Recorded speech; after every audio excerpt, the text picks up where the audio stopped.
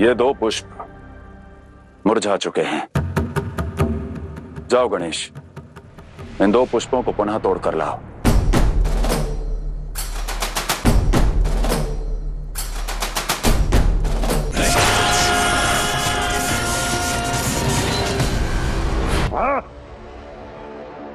क्यों दंड बालक, कहाँ गई तुम्हारी चपलता, कहाँ गया तुम्हारा उपहास? लंकाधिपति रावण का अपमान किया है तुमने। रावण को दुर्बल कहा। स्वयं को महान योद्धा कहते हो ना रावण? हर शास्त्र का ज्ञान रखते हो तो ये भी जानते होगे युद्ध नीति के अनुसार किसी निशस्त्र पर वार करना अपराध है। कौन? युद्ध नीति की दुहाई देने वाले जब मृत्यु सामने आई तो युद्ध नीति याद आई। रावण अपनी युद्ध नीति स्वयं लिखता है। रावण की युद्ध नीति यह है कि जब भी कोई प्रतिद्वंदी या फिर उसका शत्रु रावण के समक्ष युद्ध में आए तो उसी क्षण अपने शत्रु का संहार कर देना चाहिए। और युद्ध नीति के धर्म का उल्लंघन अधर्म होता है।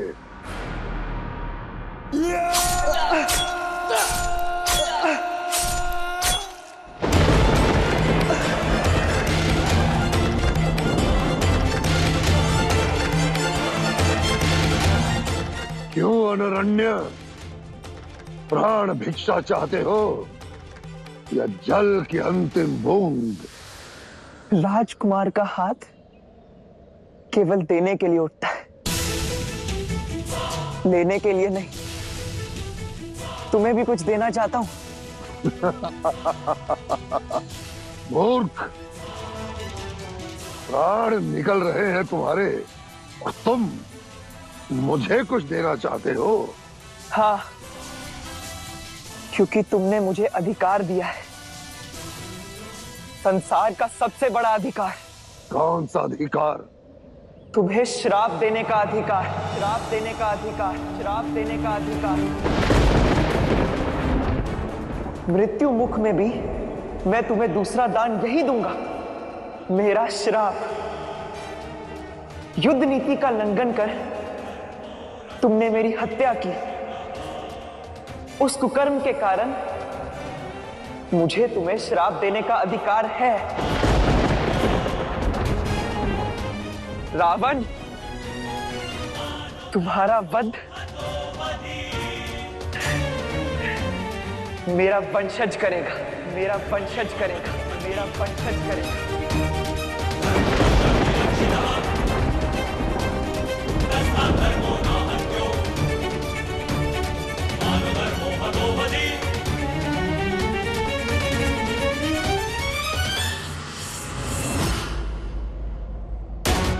रावण, तुम्हारा वध मेरा वंशज करेगा, मेरा वंशज करेगा, मेरा वंशज करेगा।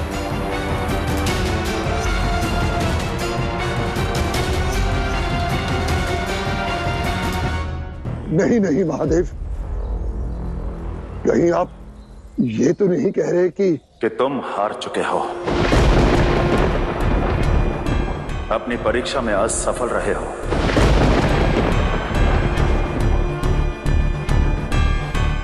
जिसे तुम ज्ञान कहते हो मैं विकार कहता हूं। जिसे तुम त्याग सकते हो, परंतु रावण, यदि तुम्हारा समर्पण संपूर्ण नहीं तो मैं तुम्हारी अर्पित की कोई भी वस्तु स्वीकार नहीं कर सकता, नहीं कर सकता, नहीं कर सकता।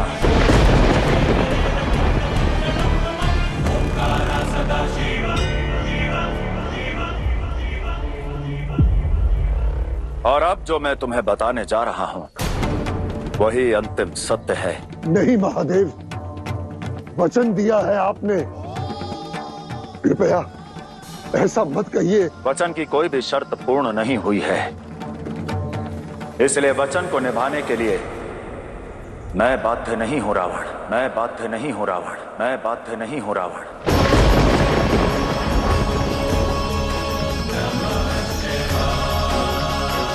नहीं महादेव, अपने भक्त को इतनी असहनीय पीड़ा कृपया मत दीजिए। कृपया मत कहिए, ऐसा मत कहिए। कहना होगा रावण, शिव को लंका में स्थापित करने का रावण का ये स्वप्न अपूर्ण रहा, अपूर्ण रहा, अपूर्ण रहा, अपूर्ण रहा।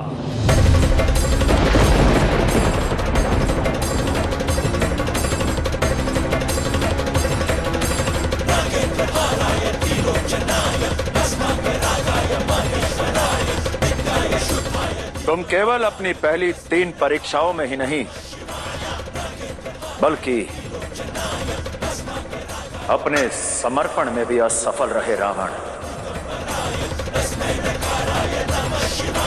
किंतु तुमने जो भी प्रयास किया,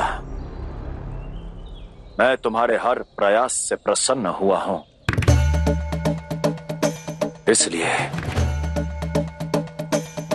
मैं तुम्हारे शीश, तुम्हारा बल और तुम्हारा ज्ञान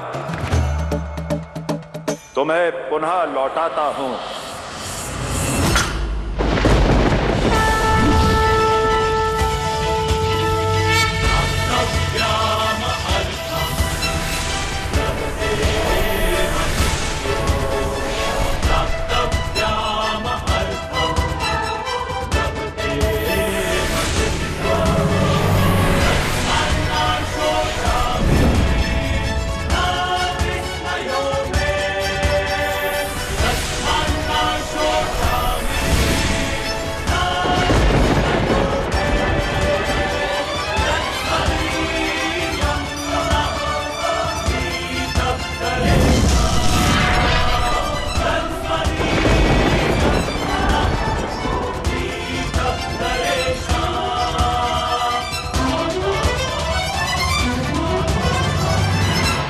स्मरण है ना रावण, मैंने कहा था कि तंत्र में जितना ऊपर उठोगे उतनी ही ऊंचाई से नीचे गिरना होगा। जाओ और अपना धर्म निभाओ, अपना कर्म करो, कि अब लंका शिव कभी नहीं आएंगे, कभी नहीं आएंगे, कभी नहीं आएंगे। ऐसे तो बहुत समय लग जाएगा। एक एक पुष्प एकत्रित करने में मुझे कुछ करना होगा।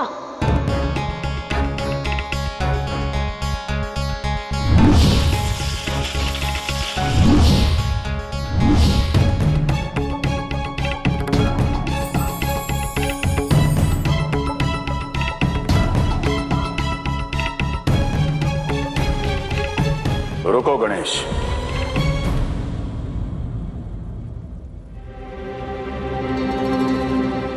तुम दैविक शक्तियों का प्रयोग नहीं कर सकते। केवल शारीरिक श्रम से पुष्प को तोड़ो और यहां लेकर आओ।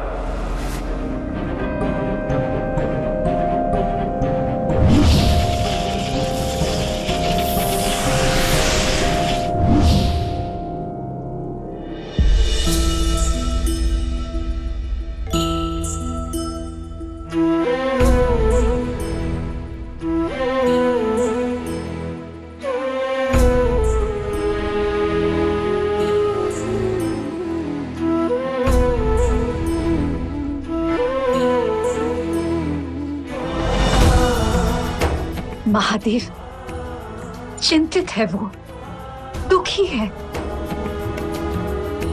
तनिक दया तो दिखाइए, देखिए उसे, थक गया है वो, उसने भोजन तक ग्रहण नहीं किया है।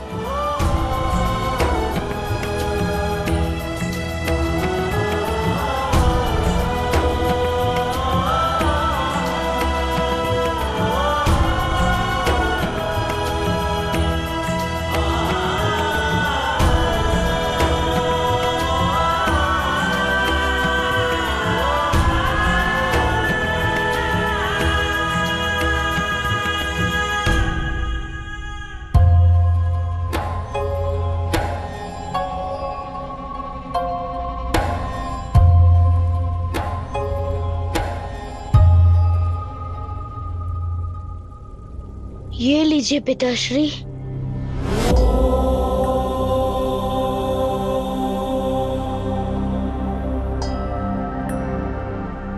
ये 2 पुष्प मुरझा चुके हैं।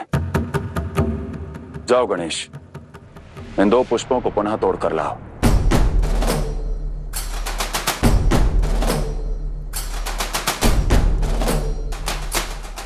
महादेव, गणेश थक गया है, ये उचित नहीं है। कोई बात नहीं माता, मैं ले आऊंगा।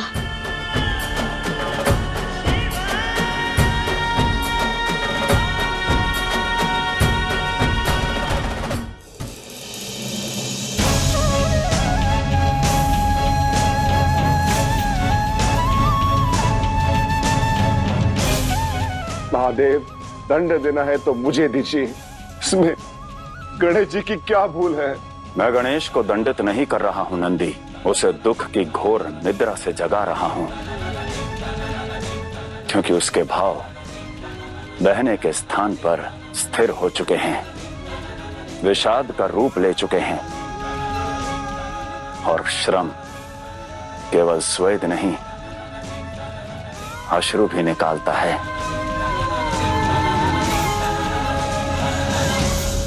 शनि यहाँ, मंगल यहाँ, सूर्य यहाँ।